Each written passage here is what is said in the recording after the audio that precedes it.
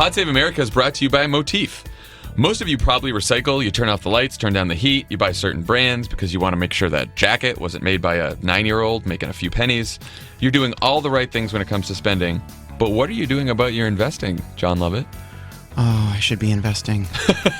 Well, I don't know. Put a lot of my eggs in this podcasting basket. There's a good chance that right now the mutual funds in the portfolio that you don't have, Jon Lovett, could be contributing to global warming or child labor or even supporting war crimes. But it doesn't have to be that way. Motif is an investing service for people who care about where their money's going. They just launched Motif Impact. It's the first automated portfolio that aligns your investment goals with your personal values, all without compromising financial returns. So, if you want to support companies that are working to reduce their carbon footprint, you can do that. And Motif will do it for the price of a monthly music subscription. If you don't want your money buried in some indecipherable fund chosen by people who don't know you or your values, go to Motif. To learn more, go to motif.com/crooked today. It only takes 2 minutes to sign up and to set up a portfolio, and your first month is totally free. It is bullshit to like drive a Prius around like you're such a good person and you're like, oh, my portfolio, I've got my like Exxon. Right. I mean, look, do I own Gazprom stock? Sure I do. But look, but I turn my heat down when I leave the house. Give me a break, Hollywood. Use Motif. Yeah, it's like I'm gonna sign up here. This is great. Yeah. And like all these liberal arts colleges were like, we're such good people, we care about the earth, and it's like you look at their portfolio, it's a nightmare hellscape. Don't make that happen. Don't let that happen to you. You can do better. Motif.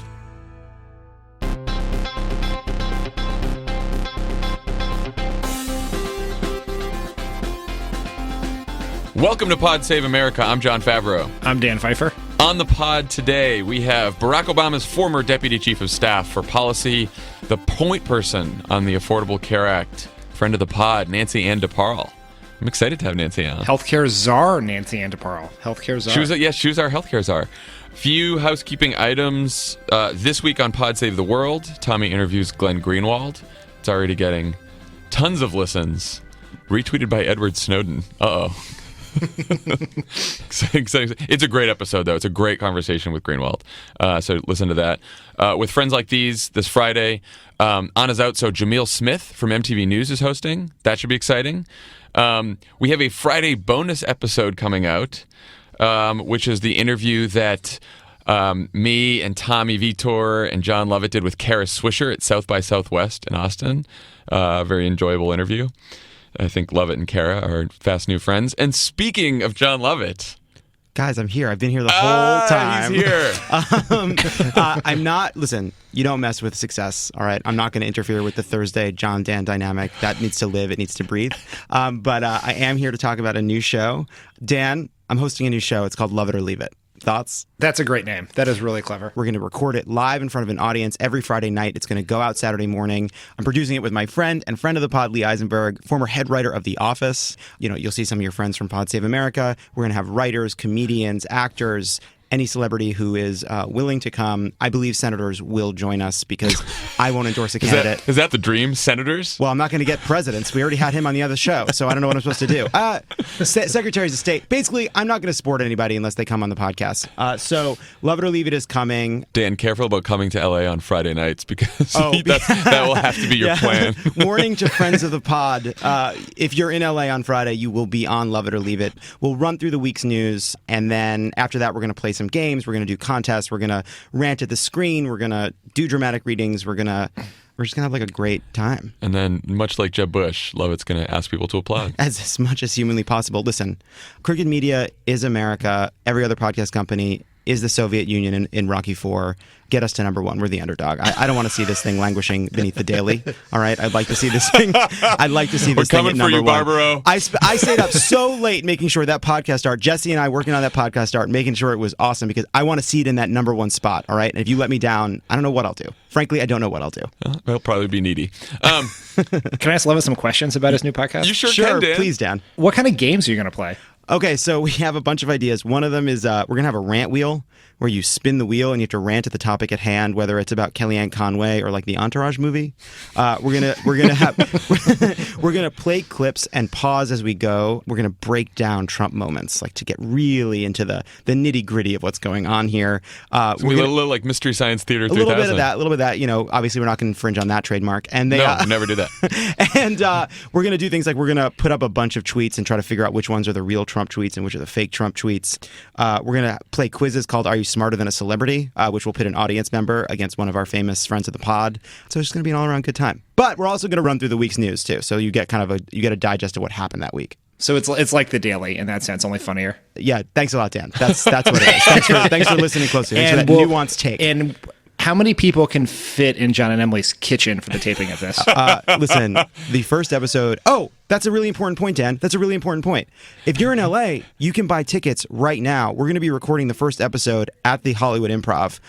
There's not that many seats, so it's going to sell out pretty fast. Probably already happened by the time I got to the end of this sentence. But still check it out.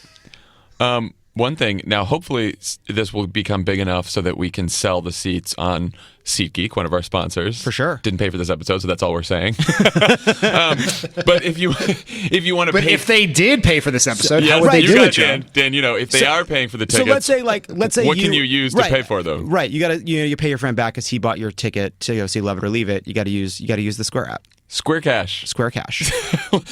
Someday you'll figure it out. Square Cash is the newest, simplest way to pay people back, which Love It rarely does. Sending and receiving money is totally free and fast. Most payments can be deposited directly to your bank account in just a few seconds.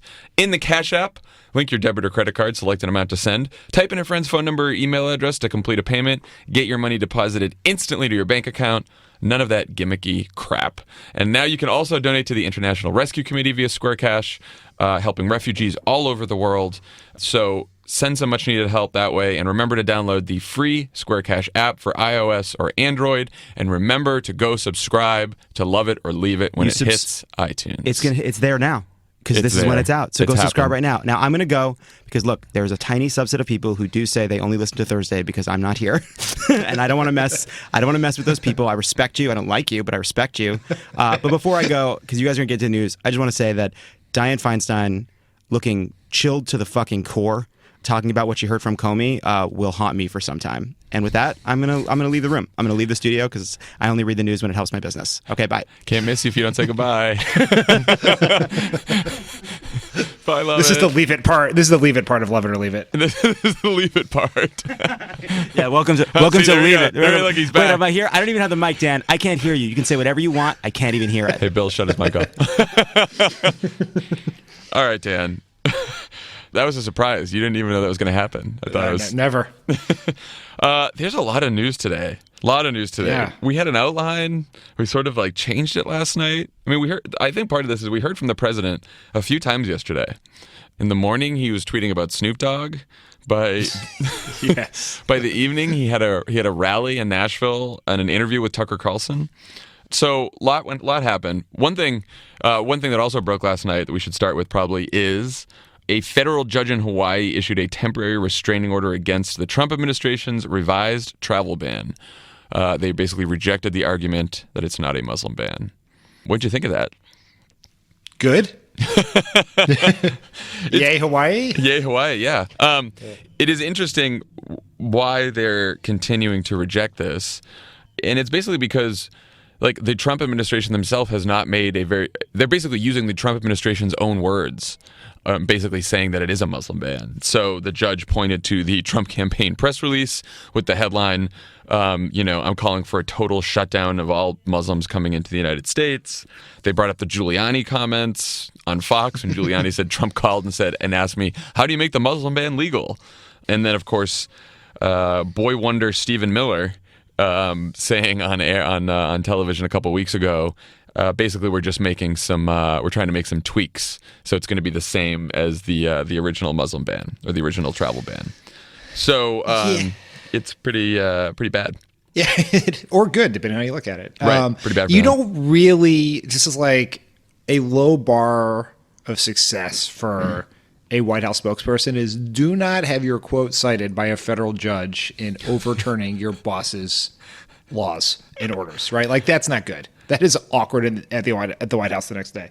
Again, we're always on the malevolence versus incompetence watch in the Trump administration, and it seems in the case of the travel ban that incompetence is winning out over malevolence. Thankfully for those of us who disagree with the ban.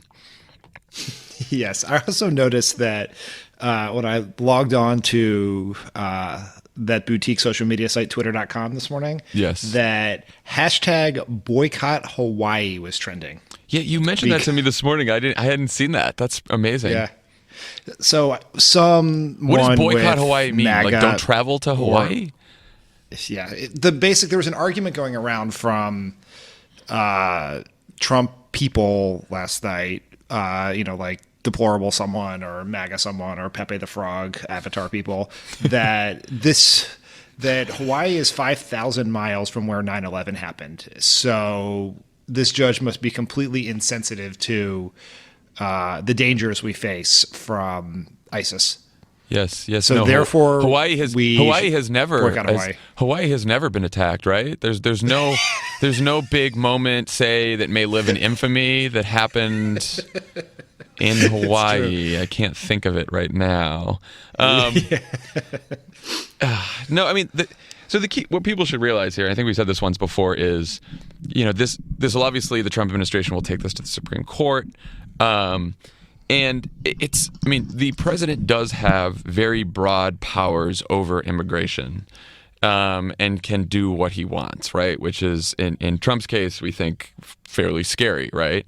But and as David Frum tweeted this last night, holding, president has broad power over immigration unless he personally takes to Twitter and boasts of intentional religious discrimination, which is what's happened. His very broad powers over immigration are running into the fact that they are trying to that it seems obvious that they're trying to discriminate against Muslims. It seems obvious that they're trying to violate people's First Amendment rights, which is what the court found last night.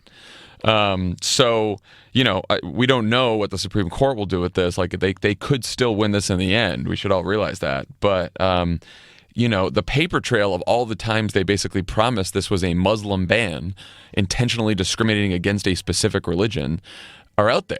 And they've also said many times that this really doesn't have to do with national security. They try to say it, but then people like Bannon and Miller, they like to say that it's about, assimilation, or it's about culture, right? And, they had a press release that said Muslim ban. So they really are screwing themselves on this thing. Yeah, it's always so funny when like Miller or Bannon talks about this as involving, protecting American workers. And it's like, yes, because all those factory jobs in Michigan are being taken by Syrian refugees. Like, that is who was building America's cars. The couple that trickle through our vetting process every year. Yeah. I mean, it's quite insane. And then so the judge issues the ruling. Trump has the rally in Nashville, and you can tell he's, first of all, watch that rally just for a real. Definitely a presidential moment for Trump. He's definitely keeping in the spirit of that joint session address when he was so presidential at this rally last night. It's just like back to his greatest hits. Did you watch that rally, Dan? Did you see clips of it? No, I saw clips of it. I did. Where did you watch it? Because I read somewhere that cables didn't cover it. Were you on Fox Good for News? cable. There was somewhere that took it live streaming. I was working on this outline last night, and I happened to catch it. This is what I do. I make sure I watch every Trump rally. You are so digitally savvy. I'm just doing this cutting cords left and right. I'm doing this for the listeners, Dan. People expect us to be up to date here. I watched this rally, and you can tell that the White House staff and the lawyers are probably telling him, do not attack judges like you did last time. Don't say anything bad, which, of course, then Trump is reading the prompter, and he's like, now I'm not supposed to attack the judges because that will make people very upset. But let me just tell you. And then he continues to hurt his own legal argument in the speech after the ruling comes. He's like, look, what we did this revised ban, it's just a watered down version of the first one. It's the same thing, but I'll tell you, I'd like to go back to the original. And then he started attacking the judges. He said that the ruling was basically political, that the Ninth Circuit is horrible. And then he goes, some people in the crowd are saying that we should disband the Ninth Circuit. Who is saying that? Who is saying let's disband the Ninth Circuit? It's sort of difficult to hear the chant, disband the Ninth Circuit. Oh. He then started, he was like, now the law says that the president, he has the power, he or she, I guess it could be she, as long as it's not Hillary Clinton, right? And then they all start chanting, lock her up, and he does not say anything. So we are now doing lock her up chants, and Trump just letting it happen 4 months after the election. he will.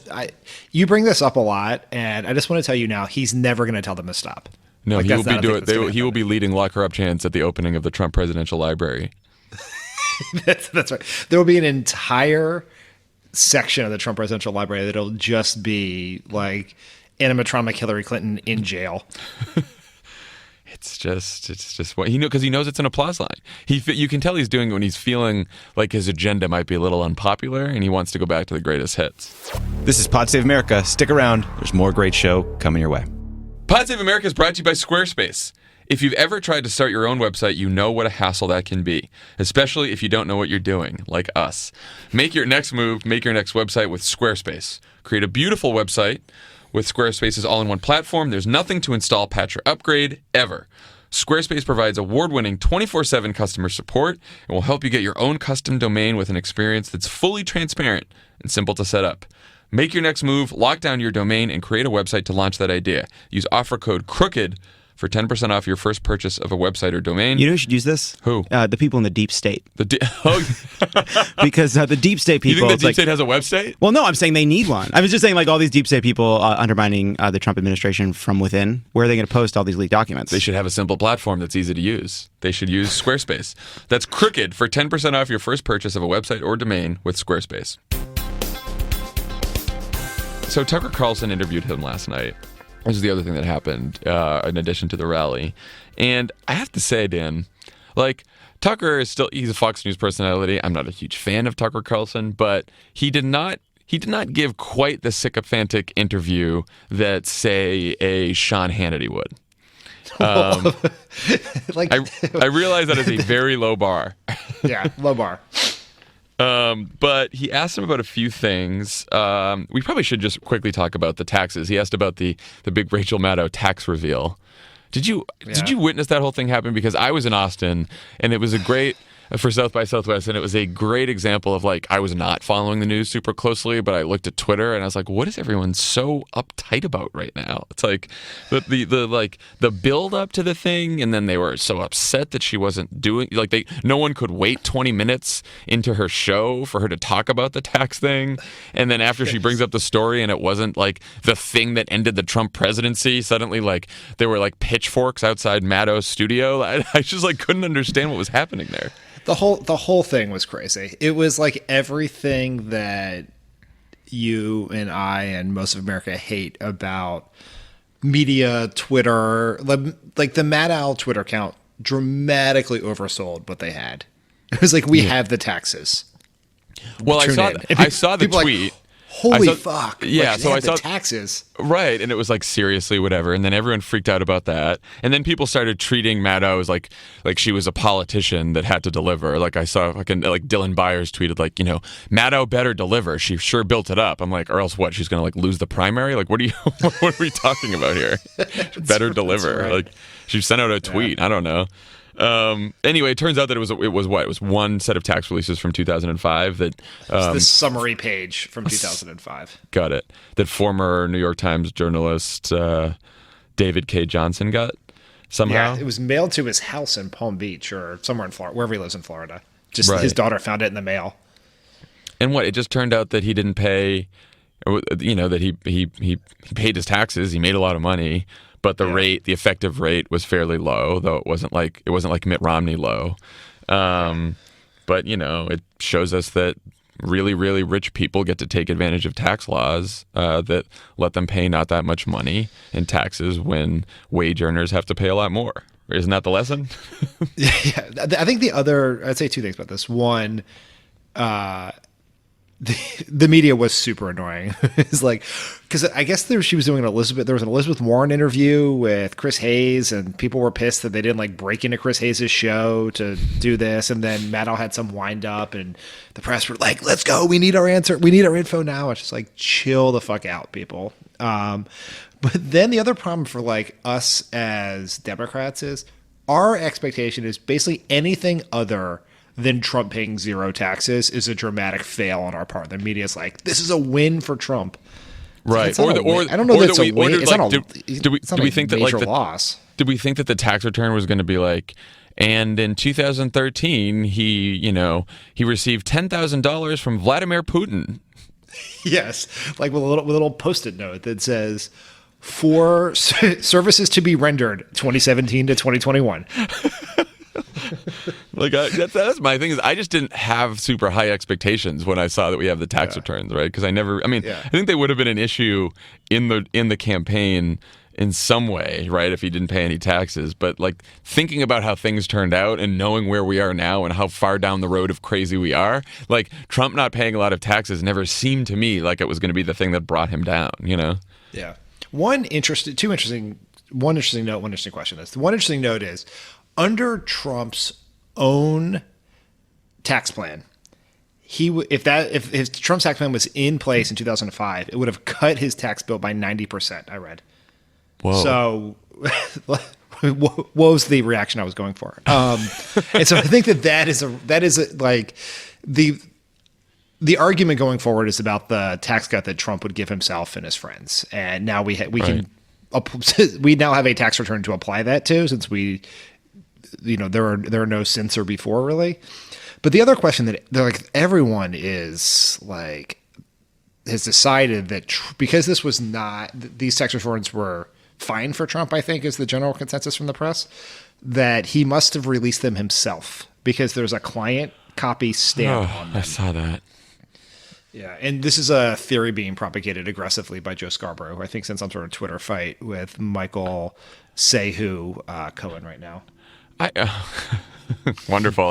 I better catch up on that. That seems like something that's exciting. That's right. I just the whole Trump did X to distract us from Y. I don't think Trump knows what the fuck he's doing.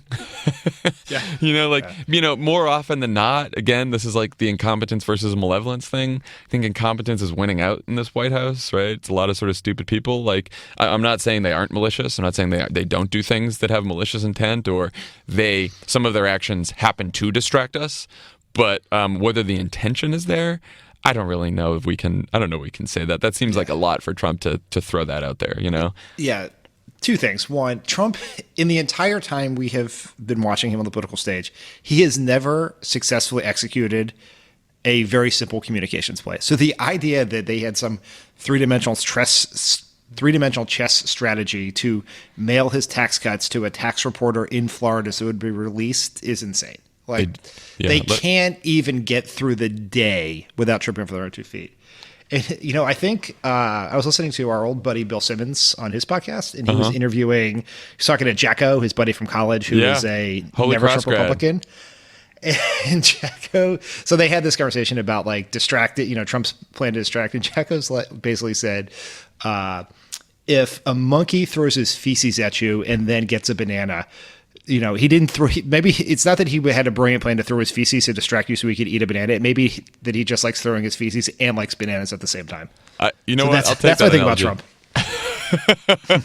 He's the monkey. Okay, are the tax returns the feces or what? We won't. I think in this case, the tax returns are the feces. Okay. And the banana is healthcare? The banana is healthcare. Great. All right. Yeah. So Tucker also asked him about, speaking of conspiracy theories, the old Barack Obama wiretap Trump Tower story, which is really taken a beating, just falling apart all over the place. But it was the first time that Trump has actually responded to this in an interview, because he's tried to hide from anyone for the last couple of weeks in terms of answering press questions about this. It was, first of all, everyone should go read the transcript of this part of the Tucker Carlson interview or go watch it, because it is some of the most incoherent I've heard Trump in a long time, and that's saying a lot. And so he did not want to admit in this interview that he heard about the wiretapping stuff from the Breitbart interview or Mark Levin's radio show, but he said he learned about it from a New York Times story from January 20th, which is an odd thing to say when you wake up 4 months later and start tweeting about it. And he also heard it from the Bret Baier, as he said. The Bret Baier? Yeah, the Bret Baier. And then he also tried to say, well, I put the word wiretap in quotes because that's an old time thing, it could just be surveillance of all kinds. Well, he didn't actually put the word wiretap in quotes, at least in some of the tweets. So that's my favorite. That's my favorite thing. And of all the things Trump has said recently is the media doesn't mention this, but I put wiretapping in quotes. So, which is just like, oh, we were not supposed to take you literally. We did not understand your grammatical tricks. I mean, we also had like Devin Nunes, who's the Republican head of the House Intel Committee yesterday, saying, no, we haven't had any evidence of this. He's like a Trump ally, and he's saying, no, basically the guy's crazy. And also saying that, we should not take his tweets literally. We should not take the President of the United States' statements literally anymore, Dan. Okay, that makes sense. Good. I get that.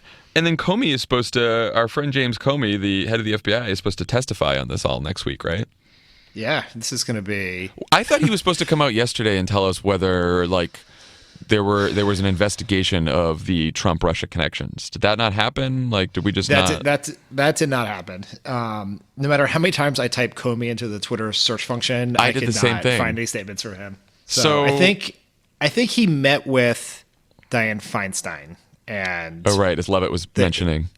Yes. And then they did a statement afterwards, which basically said nothing, and they announced he would testify publicly next week. I think starting Monday, maybe. So do you have your hopes up, Dan, that Comey's going to drop a bombshell here? No. I do not. Have you stopped hoping on the Russia stuff? I just don't want to put all my hopes and dreams into James Comey. That hasn't worked well in the past. I think that's probably wise. I want to learn some lessons from what had happened in 2016. And the one I'm going to learn is don't bet on James Comey to help you out. I did notice that the former acting CIA director, Mike Morrell, who was rumored to be in line to be CIA director if Hillary had won, said that he doesn't believe there's any evidence of collusion between the Trump campaign and Russia, and he thinks this is sort of a little overblown. I just don't know, right? Like I do think what you said, like I don't think that Democrats should be like resting all of our hopes and dreams on this Russia thing. I think we should push for a full investigation, that Democrats in the House and the Senate should keep pushing, that they shouldn't let up, that if Republicans are stonewalling, if Trump is stonewalling, if they're not releasing information they should be releasing, that we should keep pressing and pressing and pressing on sort of like a legislative investigative front or an oversight front, right? But I think in terms of messaging, right, like I don't think we should be out there, like I don't think there's other things we could be talking about that are probably more useful. Yeah, I think Congress and all the relevant law enforcement authorities should investigate this. That right. 100%. And there are some, as I think as you said last week or whatever, that there's never been more smoke with no fire in American history. So there is something here, right? Whether it is Trump functionaries like Roger Stone working with Russian hackers or just an array of inappropriate contacts that went on. Like there was something afoot here because there's a lot of people lying and getting caught lying. But I just don't know that, this is like the silver bullet theory that there's going to be one thing that is going to just solve all of our Trump problems. And I think it's dumb to place all our hopes and dreams on that. Like that is, and I worry a little bit that we're becoming as a party a little conspiracy theory oriented around the Russia stuff. Right. Well, I mean, the other thing too is there, like you said, there's a lot of different possibilities here. Like collusion could be one of them. There also could be financial malfeasance that we find in the Trump team, Russia team connections, right? Like it might not be the election interference collusion. So there's a couple things that could be going wrong here. But right, like you said, it's just not something in terms of public pressure, right? And where ordinary people can make a difference and where, you can win over people who voted for Trump and or you can excite people who didn't go to the polls in 2016 who might be liberals. All the things we need to win back the House and to stop Trump's agenda that could really hurt people. I think we do have to push our lawmakers to make sure there's a full investigation because there could be something there. But running around and being like Trump is a Russian stooge and he did all these things and there was collusion, we don't know a lot basically. Yeah. We don't have a lot of answers right now, and we need them and we should press for them, but it shouldn't be the major message of the day. Have you seen all of these like these theories going around the internet about this Russian oligarch who bought a house that Trump owned like 15 years ago, and then the planes were parked next to each other on the campaign, and their yachts are often parked next to each other. And I didn't get this far into it now. Oh yeah, no, I'm sorry. The Russian oligarch's yacht is parked next to the Mercer's yacht. The Mercers, who are Trump's biggest financial supporters and part owners of Breitbart, and that all of the I think that the Russians interfered in our election. I believe it seems very possible that Trump's campaign had inappropriate contacts with them, and I think it's and lied about it, and very possible that Trump has financial connections to Russia and has lied about them. But we're getting a little far down the path here on some of this other stuff. Yeah. Also, just another side question. I like Mike Morell a lot. He's super impressive. Mm-hmm. Is he in any position to know what? No, he basically made that judgment on what Clapper said on Meet the Press, and he was like, because James Clapper, the former director of national intelligence, basically said, I didn't see any evidence of this at the time of when I left the White House. And he was like, that's a pretty strong statement. Now, the investigation could have been in its early stages when Clapper left, so we don't know. But I think he was basing a lot of his statement on Clapper. And he was also talking about the dossier, too, and he was he was trying to poke holes in that theory. But it wasn't like Morell had any inside info, because he's been out of government for quite a while. So take that with a grain of salt. Two things that I do think will matter quite a bit are the budget that Trump just released and the continuing state of play on healthcare and the efforts to repeal the Affordable Care Act. We should probably take the budget first, because then we can talk about healthcare. We can talk healthcare a lot more with Nancy Ann, who knows a lot about this when we get her on the phone. But first, let's do budget. So the Trump budget was released, leaked late last night, this morning, and here are some of the cuts. He wants to eliminate $5.8 billion from the National Institute of Health. This is after he said in his joint session that he wants to eliminate all disease. The proposal would eliminate a transportation department program that funds nearly $500 million in road projects. This is after he said he wants to invest in infrastructure. Cuts heating for low-income families, homelessness grants, decimates clean energy research, climate research. And then this is just one of the worst ones that's going around. Meals on Wheels, the program that brings hot meals to the elderly and the poor. So that's something. I mean, and now what does it increase? The budget increases border security, more immigration judges, and of course, it builds the wall. Who's going to pay for the wall? Old, hungry people. Old hungry Mexicans, John? No, old hungry Americans are going to pay for the wall in Donald Trump's America. This is another. It also eliminates the National Endowment for the Arts, National Endowment for the Humanities, AmeriCorps. All kinds of other programs are getting the axe too. That I'm sure LIHEAP, right, which is a program that is the low-income heating assistance program. So quite a few things are getting a cut so that we can have. Oh, and there's $54 billion more in defense spending too. He does eliminate or massively cut funding. He really takes a big chunk out of the center of the Corporation for Public Broadcasting. Yes, forgot about that. Sorry. I have mixed feelings on this one. I like NPR. I think Kids Should See Sesame Street. A lot of those NPR podcasts are sort of rivals of ours on the chart, so I don't know if this helps or hurts us. We gotta stand with all the podcast family, Dan. We're we do? Okay. We have to be this is not a dog eat dog world of podcasts. We have to be evangelists for all podcasts here at Cooking Media. All right. I'll go along with that. I'm saying this after I will post that cut. After we all just said that we were going after Michael Barbaro at the beginning. But when it comes time to talking about the budget, we're serious here. But no, I think it's I don't think Trump has any idea what's in his budget. Do you? Is that a rhetorical question? Yes, it was, Dan. You can just say no and we can move on. No, he does not know what's in his budget.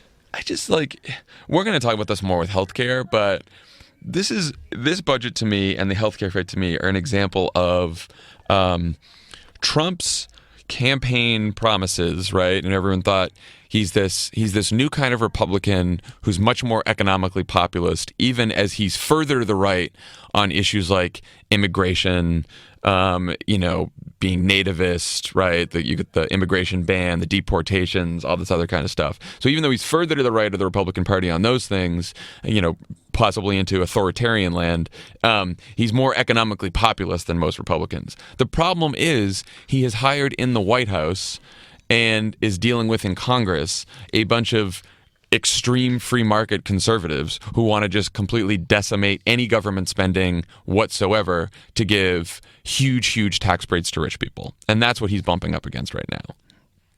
Yeah. The budget is, I think it's worth noting it's dead on arrival. This is never getting passed. Some of these cuts some of the individual cuts could happen. It is very hard to do the increases in defense spending he wants because of a budget process we put in place called the sequester. You need 60 votes to lift the caps on spending. So that's very hard. A lot of these budget cuts, like Corporation for Public Broadcasting, National Endowment for the Arts, National Endowment for Humanities, have been included in many Republican budgets over the years and been rejected because they are very unpopular. But it is very strange, the basic war that the Republicans have declared on the people who put Trump in office, whether it's the healthcare plan, whether it's the budget. It's the people who most need this. It's like they don't realize how their base is shifted to be old people. And so like this, they used to be a lot of working class and poor white people. Yeah, it's very well. This brings me. I can't believe I forgot to. We should have started the show with this. By the way, Tucker Carlson in the interview with Trump last night. Moving on to healthcare now, he goes, "I just want to ask you about this healthcare plan, Mr. President. The counties that voted for you will do far worse under this plan than the counties that voted for Hillary Clinton." Trump's response: "Oh, I know." You got to check it's a crazy clip. Yeah. I watched this last night. It's crazy. And he's basically like, well, and then he's like, well, nothing's final yet, and we'll see what happens in the Senate, and blah blah blah blah blah, right? Because he just like his budget, he has no idea what's in his healthcare legislation either. I don't think this is going too well for them. The healthcare, the healthcare repeal attempt. No, it doesn't seem good for anyone. The people who are trying to pass the bill, the people who would be hurt if the bill was passed, Trump. It's very clear that Trump didn't know what was in the healthcare bill. Doesn't feel a ton of loyalty. Like there's a Politico story yesterday or so about how Trump's White House aides are blaming Ryan for how botched this thing is and how poorly it's going. Right. And they have two messages. Like Pence is on the Hill saying you have to pass this bill with a few changes. That is the only way to do this. And Trump's like, it's a negotiation. We'll figure it out. This is a starting point. So it's very he's trying to give himself distance to blame Ryan if this goes down. Meanwhile, Ryan, this is sort of what he's always wanted. He's this whole plan is a Trojan horse to pass a giant tax cut for rich people. By taking away any effort to subsidize the purchase of health insurance for middle class, working class, poor Americans. We had the CBO score, the Congressional Budget Office, came out with a estimate of what this bill would do, the impact it would have. Of course, right after we recorded our podcast on Monday. 24 million people would lose their health insurance over the next couple of years. By next year, 14 million. 14 million by 2017. Premiums would go up in the short term, and they would only start coming down because old, sick people would be priced out of the market. That's the only way we're getting premiums down. It's effective. It's one way to think about it. So right now, Fox News, fake Fox News came out with a poll that said only 34% of voters support Trump care. You got Ted Cruz writing an op-ed in the Wall Street Journal today that said we should start from scratch. Trump ally Senator Tom Cotton, is saying that if House Republicans vote for this bill, they'll probably lose in 2018. And then you got Paul Ryan, who's now admitting that the bill needs some changes after earlier saying there would be no changes to this bill. So now the House Republicans are going to tweak this bill to try to get it passed. What do you think the bill is going to look like that actually gets out of the House, Dan? I think it's going to be worse than the current bill. That's what I'm saying. Like, the worry about the bill is not that among the House Freedom Caucus and the far right, the worry about the bill is that it's not conservative enough, that it doesn't cut subsidies enough, that it doesn't cut Medicaid enough. But the bill's not going to get more generous as it comes out of the House, right? No, this is the story of the Republican Party since they won power in 2010. Yeah. Is the House is so far right that Boehner or Ryan or someone comes up with a plan, they present it.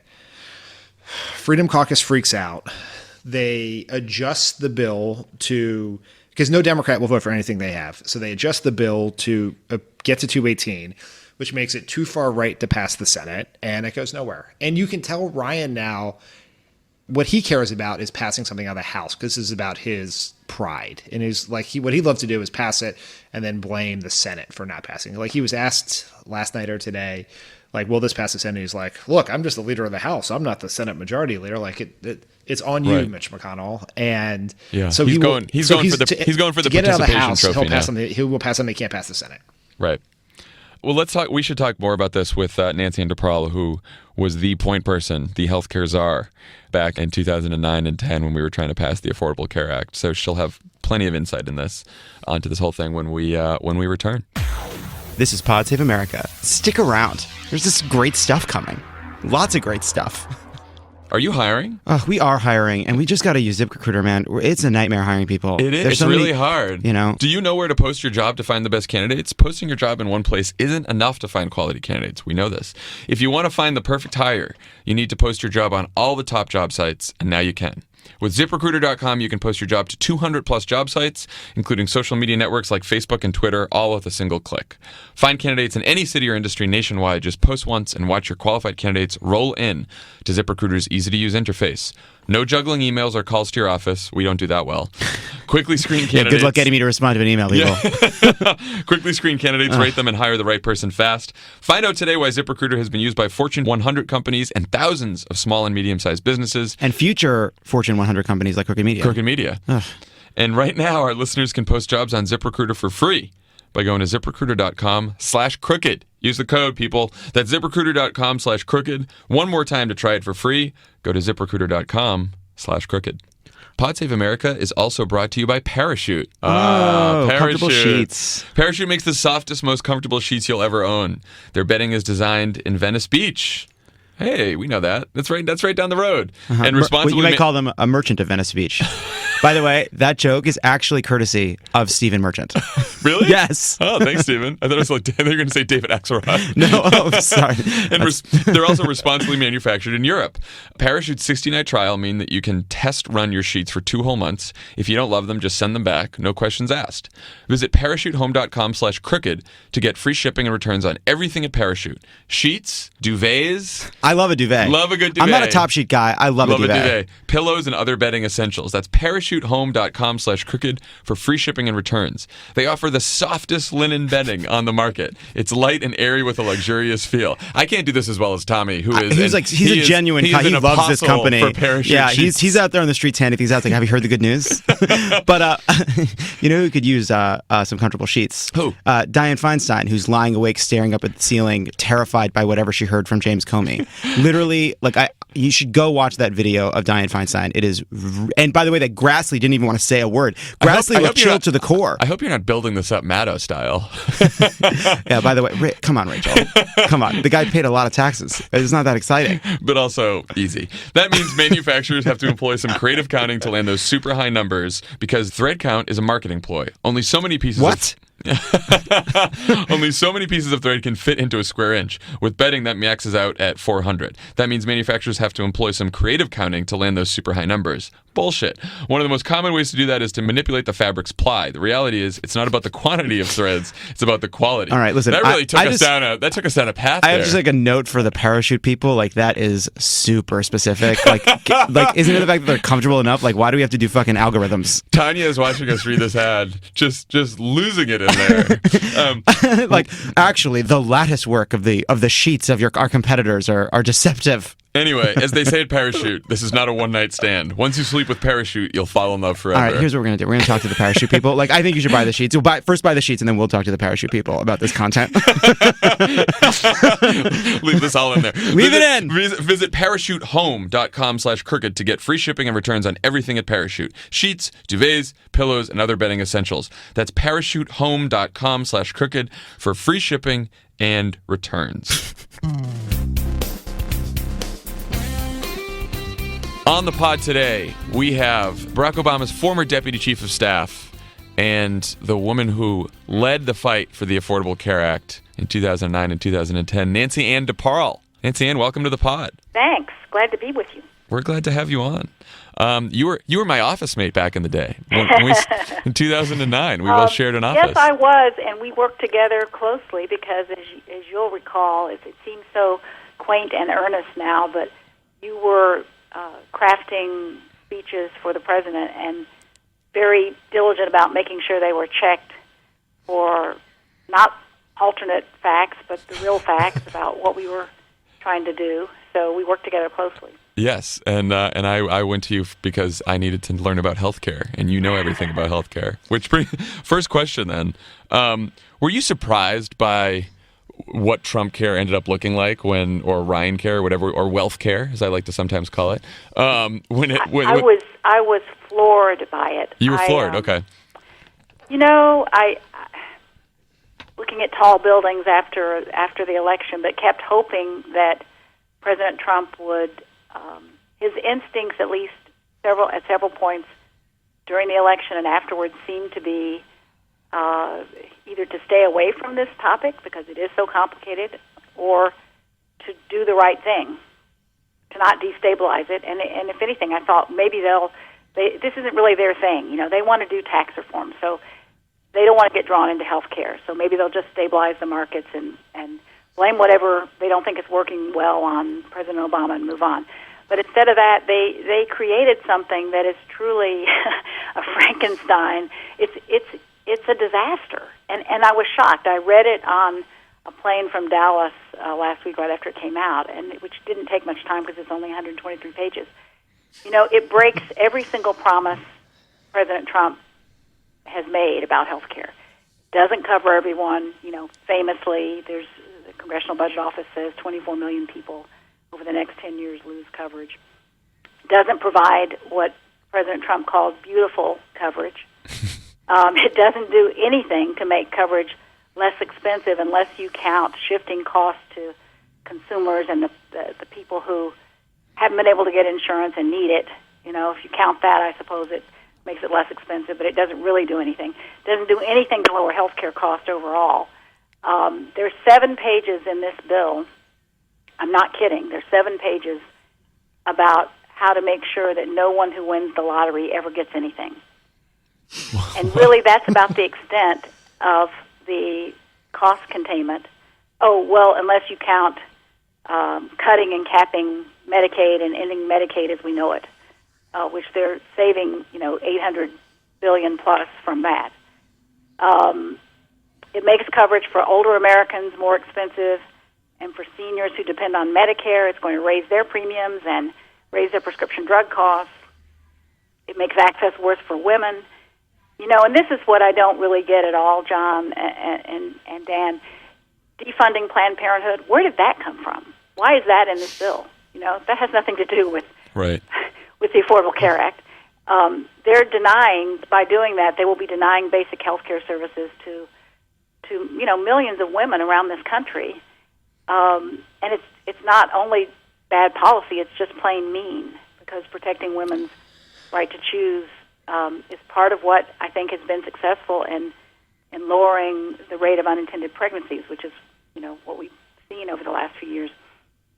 It makes access and coverage far worse for the poorest Americans through, as I mentioned, the Medicaid, ending the Medicaid expansion and ending Medicaid Medicaid's guarantee.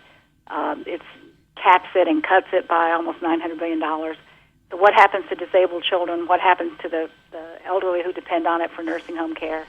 So, I don't really take any pleasure in saying this, as they appeared to take pleasure for the last 8 years in saying about the Affordable Care Act that it was a disaster. That was like the big lie. Just say something enough times and people believe it.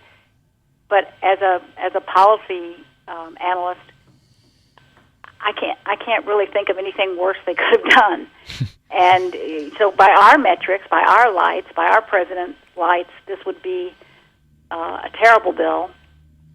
But maybe if what you're trying to do is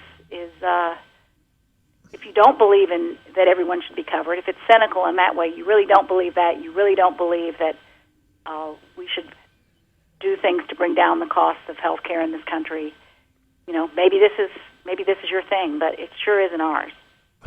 What was your reaction to all the Republicans saying that we jammed ACA through in the dark of night and that they were going to have a different process?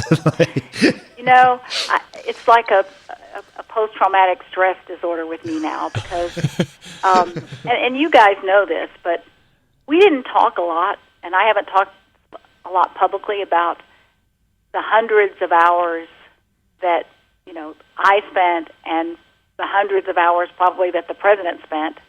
And that story will be told when the records of the meetings he had and the time he spent with individual senators, Republicans as well as Democrats, individual House members, Republicans as well as Democrats, trying to find a bipartisan solution.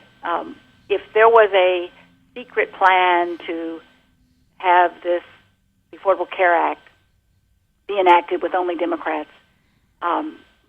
it was secret from me, and I think from the president, too. We didn't get the memo because he worked very hard. We always knew that the bill would be stronger if we had bipartisan support, and that's why he worked so hard at it. And I teased him, perhaps I shouldn't have, but I teased him at several points after the bill passed that certain senators who I named got more in the bill than he did, because there were many of their ideas, good ideas, by the way, ideas that we sat and talked about, looked at the policy on, and decided this is a good way to crack down on waste, fraud, and abuse, or this is a good way to improve the individual mandate, or whatever it was. We worked from their ideas, and they still wouldn't support it. Now, as you all know, we found out later that there was a secret plan, and it was to try to derail President Obama by not giving him any bipartisan support for this law. But a lot of them did work with us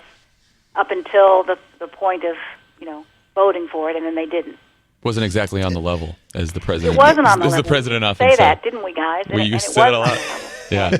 And I was so pleased actually yesterday to see David Leonhardt's piece where he exposed that, and I just think that it's another big lie out there. They've said it so many times that people believe it. I even see smart people, on cable that I respect saying, well, you see smart they're people going on to do cable? a better job than President Obama did about reaching out, and I just really don't know how much more he could have done. We bent over backwards. He bent over backwards to include their ideas and include them in the discussions.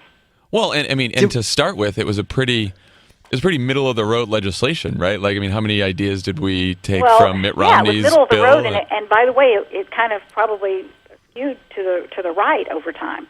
Right. We didn't have a public plan in the end, although that was something the president had said he could support if it was a way of helping to keep all the players in the insurance markets honest and make sure there was choice. It certainly wasn't single payer. It was basically building on the foundation of the existing employer-based system, encouraging employers to stay in the game, but making sure that everybody else got covered, which would bring down the cost for employers over time and those in that group market. The subsidies weren't and the tax credits. Everyone acts like this law is tax credits and ours was just subsidies. They're modeling it on ours. We had tax credits. They weren't as generous as we thought they should be because we paid for the bill through the taxes on the higher income and through the reductions in other spending in the healthcare sector. We tried to be responsible, and we were able to bring down the long-term deficit. And this, I didn't even get to that in my list of the number of promises that are broken by this bill so far. But the Affordable Care Act. Thanks to the Affordable Care Act, we have more people covered than at any point in our nation's history. Fewer uninsured, the lowest health care cost growth on record, and it brings down the deficit over the first 10 years by more than $1 trillion, almost $2 trillion, I think.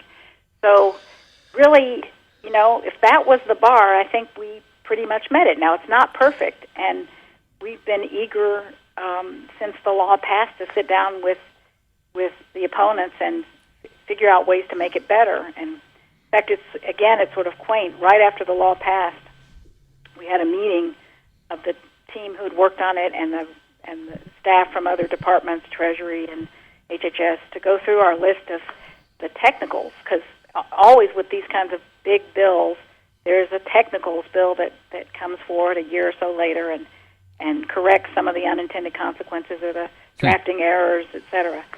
That went nowhere. They were not interested in working with us then, and it appears, not now either.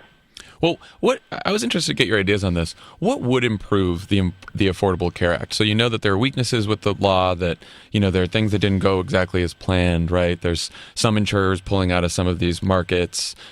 Premiums went up last year, not as much as they would have without the bill, but they still went up. So it probably needs more cost control. Yeah. Like, what are some of the things that would improve the Affordable Care Act that if we had a sane Congress that was interested in working in a bipartisan fashion would do? Well, you need look no further than out your windows, guys, because out your windows. California. I mean, California has done this the right way, and I since I have a microphone here, I want to give one Republican some credit, Arnold Schwarzenegger, nice. governor, who had the choice to make at the end of his term, literally the last couple of weeks, whether to sign legislation into law that would enable California to get started on its exchange and getting up and running and be prepared for the Affordable Care Act's implementation in 2010. And he did that. He signed it, even though there were those in his party and other advisors who told him he shouldn't do that. But he had, of course, tried to do health care reform and get everyone covered in California and hadn't been able to. And so he signed the law. California has an active exchange. It has choices. They've managed it well. They've done lots of advertising and marketing to get people into it so that the risk pool is relatively stable and balanced, and that's what insurers want to see. And many of them are making money out there. They all may be. I think they may all be. I don't have the exact numbers at my fingertips, but that's what needed to happen. So you need to make the risk adjustment mechanisms that were part of the law work, and for reasons that escape me, when it was the Medicare Advantage or the Medicare prescription drug benefit, the Republicans in Congress were only too happy to have these same mechanisms in play to help smooth out the market in the early years. But when it came to the Affordable Care Act, they relied on technicalities and brought a lawsuit to try to stop the administration from funding these early losses from the insurance companies that everyone knew would be there. This is how insurance works.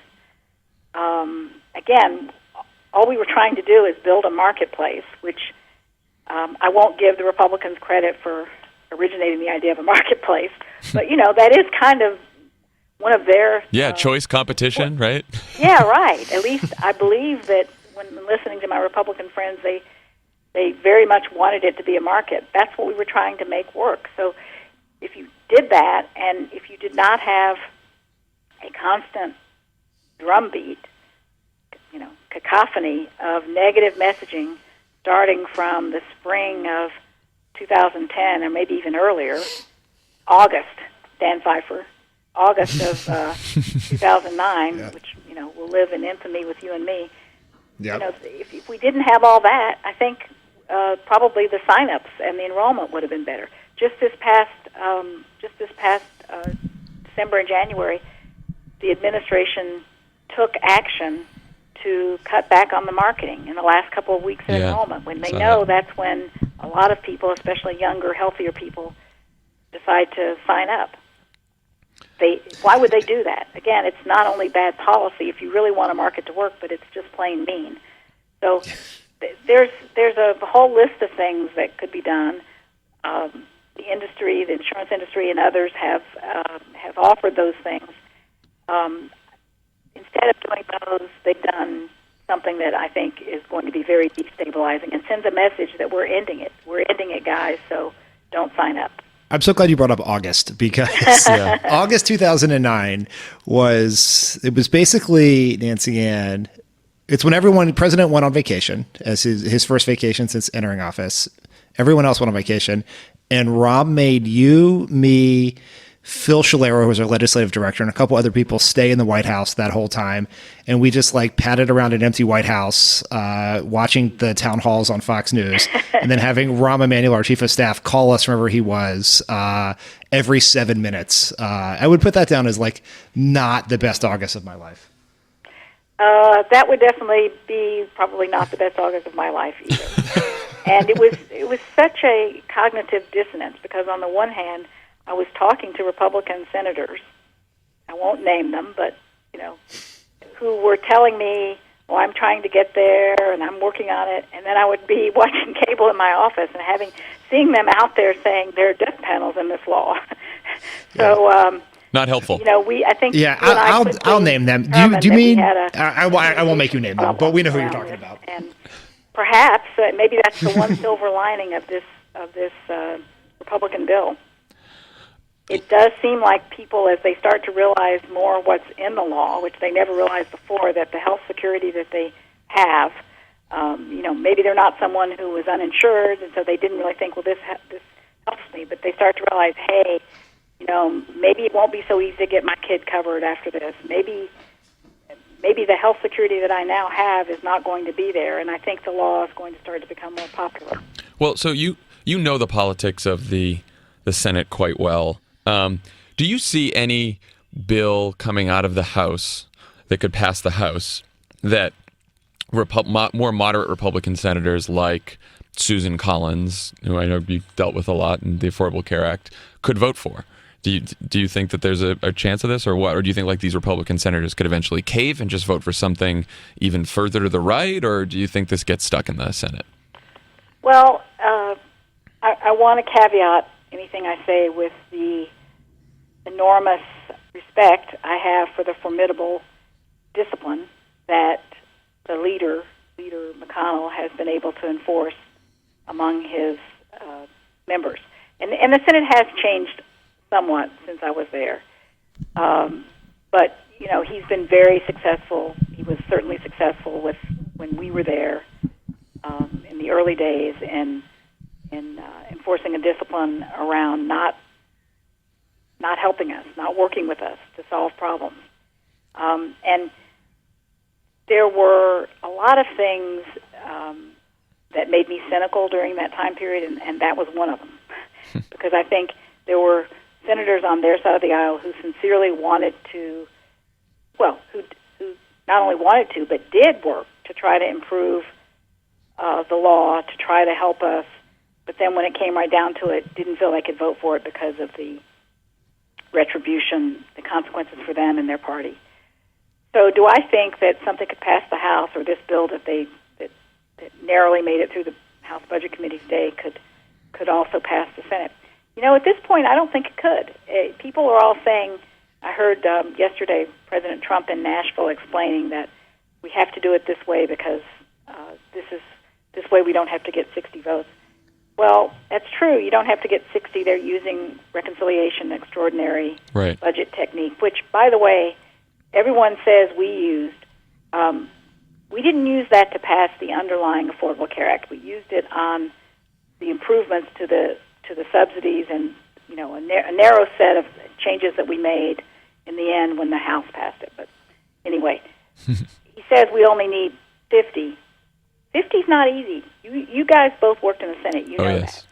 that. 50 is not easy under these circumstances when you're saying to a senator like Tom Cotton, there's hundreds of thousands of people, of Arkansans, who are benefiting from having coverage for the first time and being secure in that, being able to afford it, and you're going to take that away from them in 2 years. Or if the House, continues to move to the right to satisfy their conservatives, in 1 year. I just don't see that happening. And the Planned Parenthood repeal or defunding, which, as I said before, has nothing to do with anything here. That's sort of a poison pill for people like Senator Collins. She's been courageous enough to say so and make it very clear. And there are others who are saying that too. So I think it's going to be very, very difficult for them to do it. Well, that's good news then. Nancy Ann, thank you so much for joining us. And also say hello to, I know your son, Nicky, is a friend of the pod. So and listens a bunch. So say hello to him and tell him thanks for listening, and we'll have to send him a T-shirt. Oh, wow. That shout-out's going to get me Mother of the Year. Thanks, guys. Nancy Ann, it's Jon Lovett. I just wanted to say hi. Lovett's here. Hey, John. And I just wanted to make sure we don't lose sight of one of the villains in all of this. I was going to ask this question for you, Lovett, but I'm glad you're here to do it. I just want to remind everybody of what Joe Lieberman did to make this bill worse personally. It's something that I carry around in my backpack at all times to take it out. Lovett has gone on a rant about this. I don't know if you've listened for the last 4 pods in a row. Not only did he kill the public option, right? Here he goes. The thing look, the public option, we could talk about it, but I'll never forgive him for removing the Medicare buy-in. Are you with me on being mad about that once a week? Yeah, I mean, I got to say, and on the public option, there was a lot of work done on a fallback public option, not to get too wonky on you guys. I remember that. Here at the end, but there are markets in which that would have been very useful this past couple of years. And by the way, the people who were pushing that were Republicans. Right. So there you go. And that Medicare buy-in would have helped so many near seniors, and it would have made insurance cheaper for everybody. I hate Joe Lieberman. Nancy, what do we do? Nancy Ann, what do we do about it? There's nothing to do. Pod Save America is going to be the right place to get something done on this, I think. There you go. There you go. There you go. Nancy Ann, thank you for joining us. Come back again soon. And thanks, guys. We'll talk to you later. Take care. Bye, Nancy Ann. Bye. Thank you again to Nancy Ann DeParle for joining the pod today. And again, subscribe to Love It or Leave It. Subscribe to Pod Save the World. Subscribe to Pod Save America. Subscribe to With Friends Like These. Did I get them all? The sun never sets on the Crooked Media Empire, guys. Bye, guys.